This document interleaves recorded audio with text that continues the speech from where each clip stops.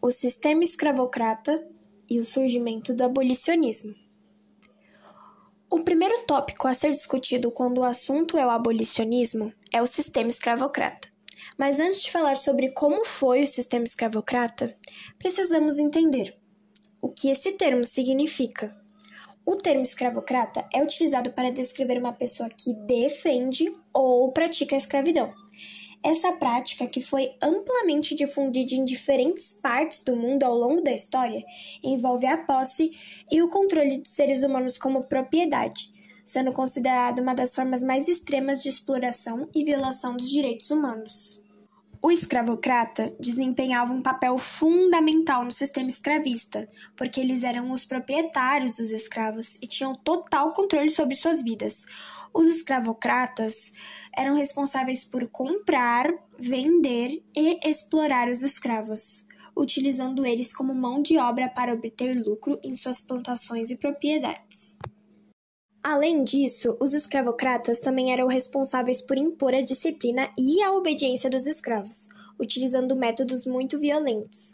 Eles tinham o poder de punir os escravos por qualquer desobediência ou infração, muitas vezes de forma brutal e desumana. No início do século XVI, os portugueses chegaram ao Brasil. Eles encontraram uma terra rica em recursos, mas bem escassa em mão de obra. E para suprir essa necessidade, começaram a importar escravos africanos. A primeira remessa de africanos ocorreu em 1530, com a chegada dos negros da Angola. A ideologia escravocrata era baseada na crença de que algumas raças eram superiores a outras e que os escravos eram inferiores e destinados a servir aos seus senhores. Essa ideologia foi amplamente difundida durante o período colonial e serviu como justificativa para a escravidão. Os escravocratas acreditavam que os escravos eram incapazes de pensar ou até mesmo agir por si mesmos, sendo considerados como propriedade e não como seres humanos. Essa visão desumanizante dos escravos permitia que os escravocratas os tratassem de forma cruel e exploradora, sem qualquer consideração pelos seus direitos ou bem-estar. E, além disso, a ideologia escravocrata ainda persiste em algumas formas de discriminação e preconceito presentes na sociedade atual. A luta contra o racismo e a promoção de igualdade são desafios contínuos que exigem a conscientização e a ação de todos. Antigamente, a estrutura social se organizava em 3 classes principais: senhores de escravos, proprietários de grandes plantações que exploravam a mão de obra escrava, escravizados, indivíduos de diferentes etnias forçados a trabalhar sem qualquer direito, e os livres, em sua maioria brancos e indígenas, que ocupavam escalas sociais mais baixas. Agora que eu já expliquei brevemente o que foi o sistema escravocrata, vamos para o segundo tópico, o surgimento do abolicionismo. O abolicionismo foi um movimento intelectual e popular que tinha como objetivo extinguir a escravidão exercida sobre os afrodescendentes, que eram utilizados como mão de obra forçada pelos estados imperialistas, principalmente após da invasão dos europeus à América. Apesar de remeter ao século XVIII na Europa, esse movimento só adquiriu força no Brasil a partir da segunda metade do século XIX. Origem do abolicionismo. A principal inspiração para o movimento abolicionista foi a Revolução Francesa, que durou de 1789 a 1799, que pregava a igualdade e liberdade de toda a sociedade. No entanto, havia um grupo em específico responsável por organizar, de maneira formal, o movimento abolicionista, os Guacres, apelido dos membros cristãos da Sociedade Religiosa dos Amigos, distribuídos principalmente pela Grã-Bretanha e Estados Unidos ao final do século XVIII. Os seus efeitos ressoaram pelo mundo, no entanto em ritmos diferentes. Enquanto o Haiti havia reivindicado sua liberdade perante a exploração francesa desde 1804, tornando-se assim a primeira nação americana a abolir a escravidão, o Brasil só assumiria a abolição da escravidão em 1888, confirmando-se no último estado do continente a encerrar o trabalho forçado. Por isso, o abolicismo na Inglaterra passou a ganhar força, passou a questionar a moral, a fé e até mesmo a economia. Por lá, um projeto anti-escravista foi apresentado pela primeira vez no ano de 1791, por meio de um projeto do parlamentar William Wilberforce.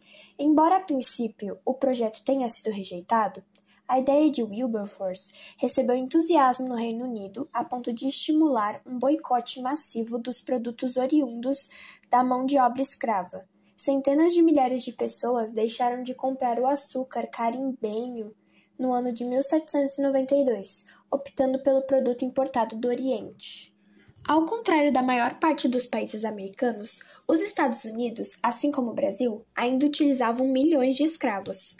A independência dessas nações não permitiu que as leis europeias os atingissem, mantendo suas práticas por décadas. A tentativa dos Estados Confederados se separarem dos Estados Unidos para não abdicar do trabalho escravo resultou na Guerra da Secessão, de 1861 a 1865, entre Norte e Sul, da qual o Norte saiu vitorioso e proibiu expressamente o trabalho forçado em todo o território estadunidense. Ela dá destaque a uma leitura crítica do processo de abolição da escravidão no Brasil. Ao mencionar o dia seguinte da assinatura da Lei Áurea, o compositor deixa evidente que a libertação formal não significou a inclusão social para os negros libertos. Nos versos, no dia 14 de maio, eu saí por aí. Não tinha trabalho, nem casa, nem para onde ir. A canção denuncia o abandono e a marginalização que sucederam ao fim da escravidão. Essa perspectiva dialoga com análises históricas que apostam a ausência de políticas públicas voltadas à integração dos ex-escravizados, revelando que o movimento abolicionista, embora vitorioso em termos legais, não garantiu a justiça social.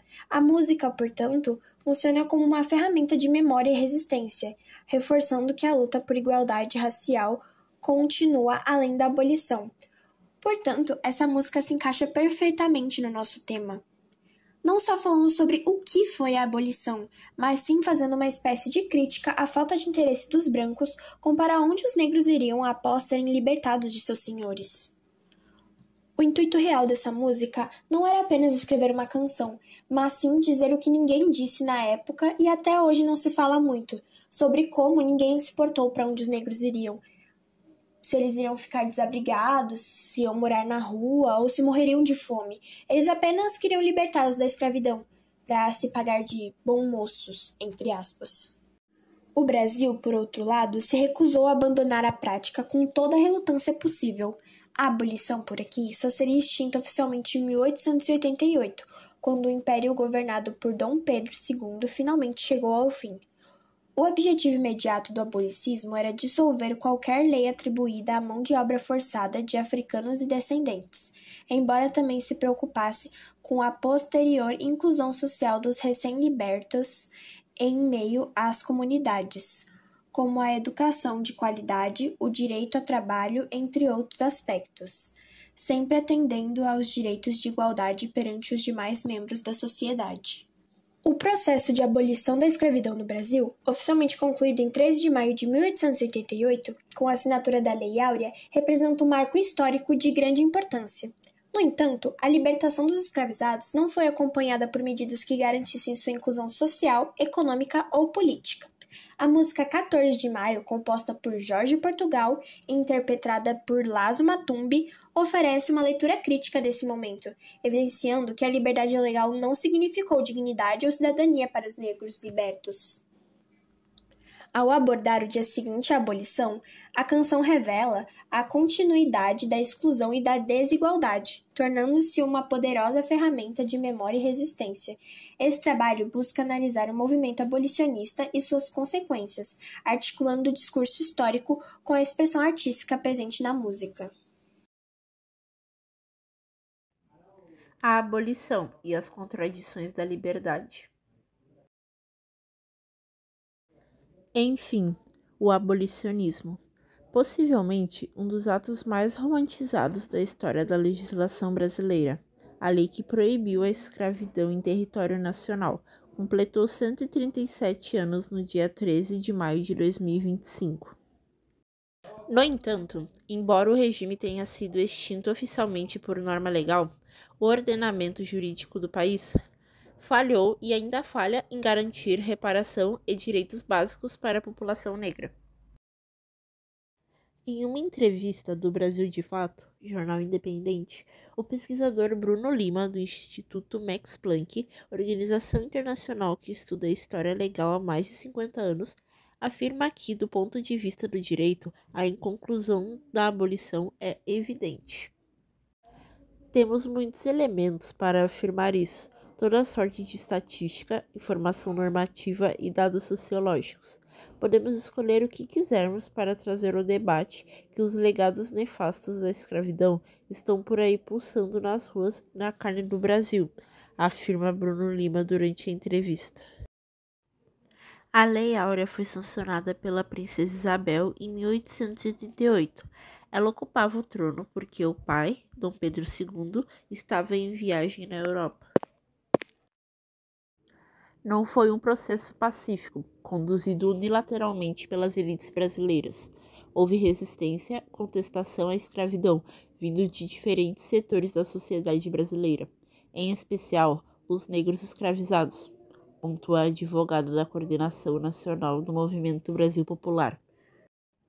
Livre, julgou que podíamos fazer tudo o que quiséssemos, que dali em diante não havia mais limitações aos progressistas da nossa fantasia, disse Lima Barreto, no livro Brasil, uma biografia, de Lilia M. Schwartz e Heloísa M. Starling. As lutas negras e o racismo estrutural no presente. O que denominamos movimento negro é, na verdade, um conjunto de movimentos sociais que lutam contra o racismo e pela igualdade social e de direitos entre brancos e negros, sobretudo no mundo ocidental, marcado pela escravidão de povos africanos. Desde o século XIX, vários movimentos surgiram em defesa da igualdade de direitos civis, contra a escravidão e contra o racismo. A maior parte desses movimentos concentraram-se em países americanos e na África do Sul, por conta da escravidão nas Américas e do imperialismo inglês. A partir na África do Sul, no século XX, os movimentos ramificaram-se e desenvolveram a pauta de luta social distintas, de acordo com as necessidades da população negra no local. Passar a diferença ao tipo de movimento que tem em comum a temática racial, o denominador de todos eles é a reivindicação das igualdades sociais entre brancos e negros, devido à escravidão e ao colonialismo, movimento histórico de invasão e colonização de países americanos, africanos e asiáticos por parte de países europeus, que causaram a captura e comercialização de negros africanos como escravos em todo o mundo. Sobretudo nas Américas, vivemos as consequências de um sistema extremamente desigual, cruel com os descendentes das pessoas escravizadas. O racismo estrutural é um processo que está intimamente ligado à estrutura social, premiando as instituições sociais, política e econômica em uma sociedade como a brasileira. O racismo estrutural pode ser observado, por exemplo, na atuação das forças de segurança pública, no tratamento diferenciado, acesso nos serviços públicos ou no desrespeito à diferença com a base da raça. O racismo individual é a estruturação igualmente violentos e excludentes, mas a forma estrutural acaba por criar lugares sociais diferenciados com base na raça, impede que as pessoas negras tenham acesso a espaço, serviço e direitos que conferam dignidade a esses grupos. Dessa forma, o combate ao racismo estrutural passa por uma força conjunta de todas as sociedades por meio da educação, da construção de uma conscientização em relação aos males do racismo e da elaborações da política pública que confirmam a dignidade a essas populações. O racismo estrutural a ser compreendido como uma forma de racismo que se produz na estrutura social. Primeiro, um conjunto de instituições e relações dessas maneiras pode ser observado. Como exemplo, a desigualdade salarial naquelas pessoas negras tem, de acordo com os dados do portal Vagem, em uma remuneração de 42% menor em comparação às pessoas brancas. Sendo a mesma função, além disso, evitam-se que os negros tenham o seu acesso a cargos de liderança ou chefia, limitando nas grandes empresas. 14 de maio, pós-abolição. Negros continuam sem moradia, emprego decente e reparação. Artigo publicado por Luciana Araújo no dia 14 de maio de 2025, no Centro Ajude. Servidora do TRT2 produziu artigo de reflexão sobre o dia 13 de maio de 1888 e os impactos do racismo e do escravismo colonial nas vidas das populações negras nos dias atuais. Cortejo Afro Iluobá de Min promoveu no dia 13 de maio de 2025, pelo 19º ano, a lavagem das escadarias do bairro do Bexiga, na região central de São Paulo, denunciando a mentira da abolição. Como frisa a canção 14 de maio de Lazo Matumbi, sob o dia seguinte à publicação da mais curta lei do ordenamento jurídico brasileiro, a Lei Áurea. Desde 1888, a população negra brasileira vive com a realidade de que o Estado criou leis para excluir os ex-escravizados e seus descendentes das políticas de direito e sem políticas de reparação pelos 388 anos dos crimes de sequestro e escravização.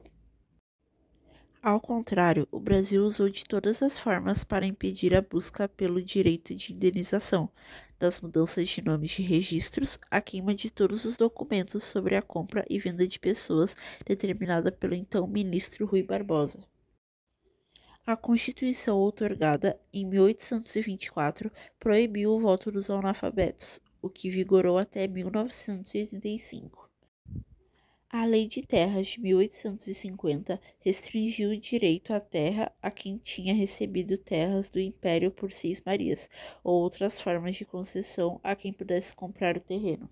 A Lei do Ventre Livre estabeleceu a exploração de filhos escravizados nascidos a partir de 1871, dos 8 aos 21 anos de idade, para libertá-los quando já estariam no limite da expectativa de vida da época.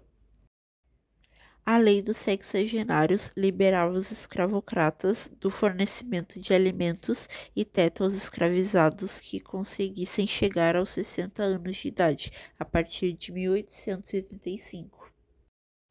E os Códigos Criminais do Império, 1830, e Penal da República, 1890, estabeleceram diversos institutos de criminalização de quem não tivesse documentos, emprego ou residência fixos. Assim, o Estado brasileiro se organizou para evitar o acesso a quaisquer direitos para a população negra, quando já não era mais possível manter a escravização como base econômica nacional. E 137 anos após a promulgação da lei que aboliu formalmente a escravização, a condição de vida da população negra segue marcada pelo DNA escravocrata da sociedade brasileira.